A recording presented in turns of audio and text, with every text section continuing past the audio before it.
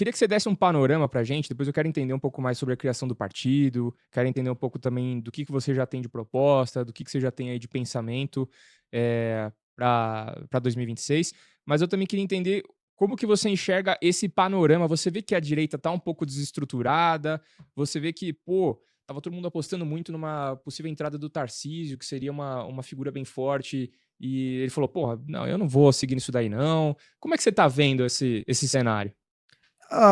O que a gente chama de direita, você tá falando aqui, é o bloco que é antipetista, né? Se a gente olhar Estamos direitinho... falando, é isso. É um bloco antipetista porque falar que é direita, a candidatura do Flávio Bolsonaro, era direita em termos nominais, é a candidatura hoje do Centrão. O Flávio representa a candidatura, vamos dizer, da máquina política clássica brasileira. Não à toa que ele tá fazendo campanha como tal, ele fica dançando em cima de uns palcos, e ele leva o recall do pai dele. Então o que ele pretende fazer, tá, para fazer um overview de todo mundo? O Flávio, ele usa o sobrenome do pai para captar uma base eleitoral pré-existente, ligada ao pai, é um recall. Só que ele, para diminuir a rejeição, ele usa só o nome Flávio. Então na campanha tá só Flávio, não tem o Bolsonaro para tentar amealhar votos de pessoas de centro, vamos colocar aí. E ele faz uma campanha despolitizada, é uma campanha de despolitização recall. Então é volume, porque você tinha falado no começo, a esquerda tá mais bem estruturada. Ela não está. Na verdade, quem está estruturado é o Centrão. A esquerda, ela tá bem fechada. Se você dá uma olhada, o PT nem tem uma coalizão de partidos de centro/centrão ao redor dele, como ele costumava ter nas eleições de 6, 10 ou 14. O PT tá bem isolado num bloco à esquerda. Então, quando a gente olha, o Flávio representa uma candidatura do Centrão, com essa candidatura eu vou colocar despolitizada. Ele não tá falando nada com nada, ele dança, e é isso. Ele tenta reduzir, vamos dizer, a rejeição do nome do pai, fazendo esse tipo de construção meio infantil. Eu acho que ele tá tímido até, no sentido de tá aparecendo apareceu pouco, né? pouco ainda, Não, pelo contrário, ele tá em campanha agora, ele tá... É que assim, ele tá fora do meu algoritmo, então. Graças a Deus. Neymar aparecendo muito aí, tá o Ancelotti vai levar ele pra Copa ou não, aí tá atrapalhando o meu algoritmo. Papo sério. Faz bem pra tua cabeça. Eu posso ter certeza disso, porque é uma campanha de retardado, assim. Campanha de retardado mental. Umas danças parecendo aquele boneco de posto.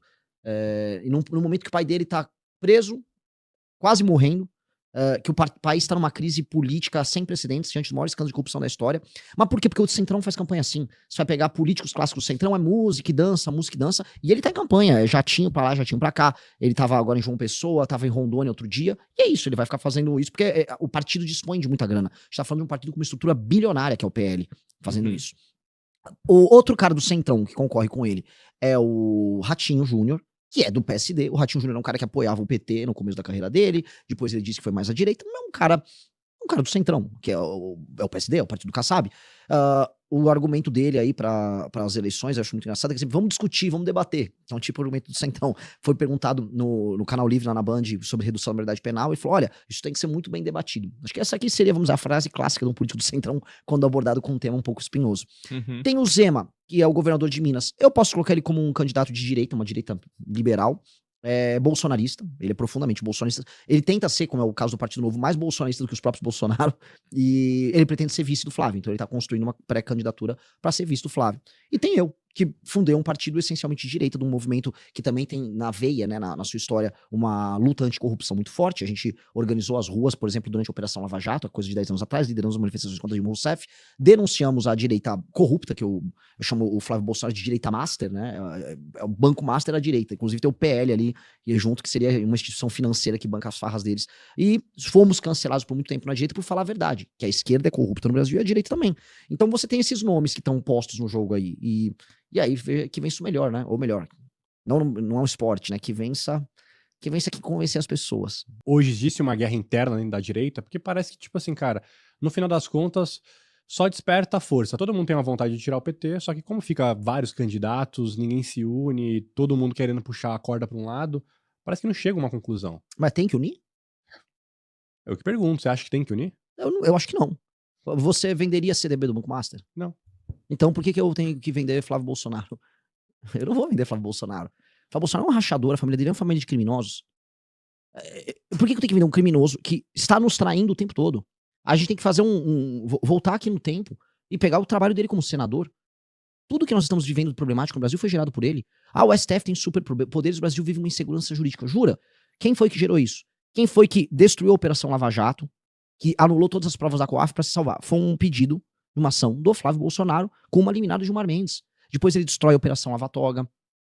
Depois, ele e a família trabalham o tempo todo para concentrar o poder daquilo que a gente chamava de direita ao redor da família. O Lula é solto, todas as figuras que participaram da Operação Lava Jato são soltas. Esse é um processo que a família Bolsonaro fez em comum acordo com o STF. Por isso que vocês nunca vão ver a família Bolsonaro falar nada do Gilmar Mendes. Foi o Gilmar Mendes que salvou o Flávio Bolsonaro. Então, um cara desses é um problema. E aí eu vou ficar usando o exemplo do Banco Master, que sempre é legal contextualizar onde eu tô, que vocês falam de mercado e tal. Então, assim, é como se assim, todo mundo vendendo o CDB do Master, então eu tenho que vender também. Porque senão você vai ficar de fora. Então a direita fez assim, nitidamente o eleitor não tá se preocupando com a corrupção e com os erros e com as traições da família Bolsonaro. Então eu meio que vou embarcar nisso. Partido Novo é um exemplo. Partido Novo foi crítico, eles pediram o impeachment do Bolsonaro conosco na Avenida Paulista. Só que uma parte do Partido Novo falou, gente, vamos ficar na maciota e vamos ficar farmando os eleitores do Bolsonaro, apoiando, e aí depois a gente vê o que faz. E aí eu tô vendo, né, essa política de responsabilidade terminou agora com esse escândalo gigantesco que todo mundo tá comprado. As consequências da gente ser oportunista geram Banco Master e geram escândalo, fim hoje, a gente pode falar da República Brasileira. Então não tem que juntar.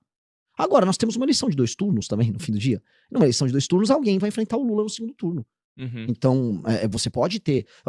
Eu posso usar o exemplo contrário. A maior das vitórias do Lula foi na eleição de 2002. Ele teve um grande desempenho. Passou o trator em cima do Serra. Pega qual era, vamos dizer, a lista dos candidatos. Era Lula, Serra, Garotinho pelo PSB, partido da esquerda, ele é um cara centro-esquerda, Ciro Gomes, e ainda tinha mais um que era de esquerda. Então, se você olhar direitinho, eram todos candidatos de esquerda naquela eleição. Pra gente poder dizer, a esquerda tá dividindo o voto. Não, a esquerda passou o trator na eleição. Então, o que tem é o seguinte, o clima, o espírito do tempo é a direita. O espírito do tempo é a direita. Mas há uma força muito grande que é o Lula. Não a esquerda brasileira tá realmente no chão. E essa força, ela tá cansada, ela tá desgastada, e ela só permanece no poder se jogar um jogo inteligente ali de contra-ataque. Esse é o jogo dado. E no campo da direita, há uma paixão que tá mais presa num universo, vamos dizer, de pessoas mais velhas, que é o bolsonarismo. Vamos botar aí 15% do eleitorado. Esse 15% do eleitorado, ele é barulhento, ele é bastante alienado, ele é um petista ao contrário, que fica amando a família Bolsonaro, fica acreditando naqueles contos de carochinha deles. E esse eleitor, ele joga, vamos dizer, muita força num bloco político, que é um bloco político que não presta. É um bloco político do centrão. E isso gera danos, como um todo, no campo da direita, ou no antipetismo. Porque você briga as pessoas mais oportunistas a se alinharem a isso, e aí você gera, vamos dizer, um sistema de incentivos a um comportamento muito ruim. Uhum. Você acha que esse bolsonarismo, ele acabou bagunçando muito o que é o conceito de direita, de verdade? É uma ótima pergunta, porque nominalmente eles são de direita e eles praticam, enquanto discurso, vamos dizer, símbolos à direita. Então eu posso até colocar eles à direita, porque você pode ser corrupto de direita, você pode ser traidor de direita, você pode ser todas essas coisas de ser de direita. Não tem não tem nenhum impeditivo para isso. A gente pode estabelecer aqui também, na sua visão, o que é ser de direita também, né? Historicamente, o que a gente chama de direita é o defensor da ordem, e da ordem, pode-se falar da ordem política, da ordem moral, da ordem hierárquica, e a esquerda como aquela que tenta inverter ou subverter a ordem. Então a gente tem uma briga de caos e ordem, a gente pode colocar aí até o yin e yang, aquela simbologia toda. Então o bolsonarismo, ele se apropria dos símbolos da direita, sendo eles próprios, vamos dizer, brasileiros típicos na política. A gente pode colocar aí, que é o cara do centrão, o cara que tá na política para fazer um patrimônio, para ficar abastecendo determinado eleitorado. O que eles tiveram foi algo que foi muito específico dos anos 10, vamos colocar aqui, que foi o surgimento das redes sociais, e aí as pessoas se identificarem dentro dessas bolhas com seus símbolos. Por isso que quase todos esses heróis da direita no mundo inteiro surgiram nos anos 2010. Eles não vêm nos anos 2000. Eles são um fenômeno dos anos 2010, 2014, 15, 16, 17, 18, né? Tudo surge mais ou menos ali, todos esses nomes internacionais que a gente vê. E o Bolsonaro foi essa versão no Brasil, né? Então as pessoas começaram a fazer uso de redes sociais, e especialmente os mais velhos, isso é parecido com o Trump, eles geram uma identificação no sentido de, esse cara aqui ele é como eu, ele é que nem eu, ele fala as verdades, porque aquela geração mais velha, a geração boomer, ela tá tendo ali sua espécie de, o canto do cisne, a sua última grande tentativa política de ver sua visão de mundo interferir na realidade. Então o Trump é isso nos Estados Unidos, e o Bolsonaro faz isso no Brasil, a família Bolsonaro. A questão é que o Trump, o Trump conseguiu trazer as gerações mais novas com ele. Na última eleição isso ficou bem claro. A família Bolsonaro já não consegue. Então eles ficaram muito presos no famoso tiozão do Zap, né, a tia do Zap. E aí o eleitor mais novo à direita, ele tá preso, ele tá, vamos dizer, aberto. Então você tem o Nicolas que conversa muito, a gente conversa muito com o eleitor mais jovem. Então, no fundo, se a gente olha direitinho esse desenho, eles estão administrando um ativo que vai envelhecendo e vai meio que sumindo. Né? E o futuro não é com eles. Então, eles vão abdicar, a meu ver, dos símbolos mais óbvios de direita, porque eles querem viabilidade eleitoral, será a campanha do Flávio, e eles estão completamente absorvidos naquilo que a gente chama de centrão, que é o PL, né? Você é um partido bilionário, você tem uma estrutura que toda eleição tem mais de 1 bilhão, né, à disposição. A cada 2 anos eles torram 1 bi, e todo ano são centenas de milhões de fundo partidário. Fora os negócios que os caras fazem. Então você tem um universo que é muito sedutor, e eles já estão completamente comprados nesse universo sedutor. Então, né?